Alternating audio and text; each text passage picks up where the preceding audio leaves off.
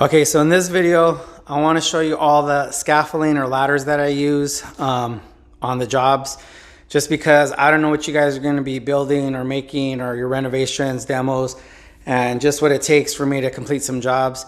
So in the far back, I got a regular 6-foot A-frame ladder. I actually got that one for free off a job. It was a commercial project. I haven't used it yet, but it's always nice to have an extra ladder. This one I got from Home Depot. It's an extendable ladder, and it actually has 3 functions. It's really cool. I think I got it for $100 on sale around Christmas. So it goes, right now I think it's at 5 feet.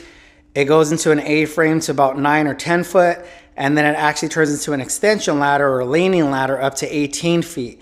Now I did have a job that I had to do a stairwell project. So what I did was I bought this little platform that allowed me to have more space while I was up there on the extension ladder, because I was all the way against the wall and the patch was actually behind me.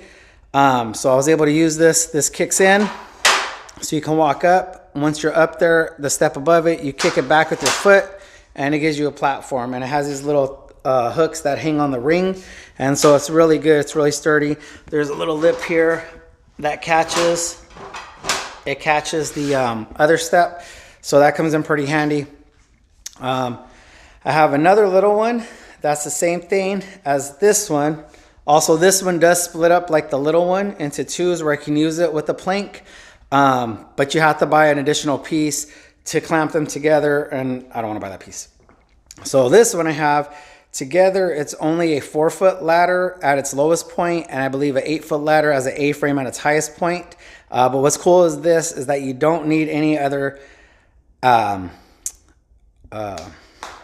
add-ons to do this kind of scaffolding. It just hooks into itself with these little these hooks go into here. I actually don't have it set up right, but it's hooked up in there. It's obviously for demonstration personal purposes.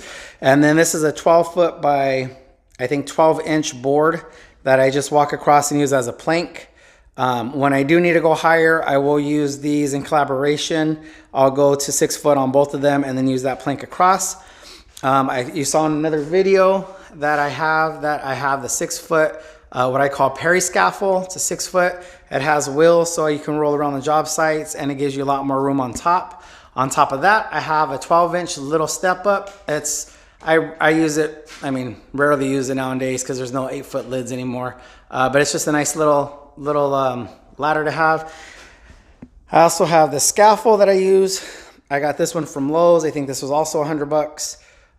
It's a 4-foot, so you can adjust these platforms as high or as low as you want. It has wheels, so you can scoot around. It gets you around. Now, 2 things. So I'm from California originally, and on the job sites, stilts were illegal. You couldn't use stilts. So I was never taught stilts. When I came to Texas, I had a foreman, Stacy Yanez. He gave me a pair of stilts. I tried them. I fell twice. I was over it. I don't know. I'm not about them. I'm comfortable with this. They say you can move faster on stilts. You probably can, but I do what I got to do on this. This is my bread and butter right here. This is what I use the most of the time. And then just an honorable mention or a shout out is your kick bucket. You know, if you ain't used to using it, I don't recommend using it, but you can stand on top of it and you're gonna walk the bucket, and you're just gonna, you just twist it. Put your feet up here and you just twist back and forth, and it kind of walks it. But if you're not used to it, stick to a regular ladder. You know, if you need to get a plank or get a scaffold, it just depends. PB&J, your project, your budget, and your job size. That's going to determine what you're going to need. But that's kind of a layout of all the different scaffolds and ladders that I use.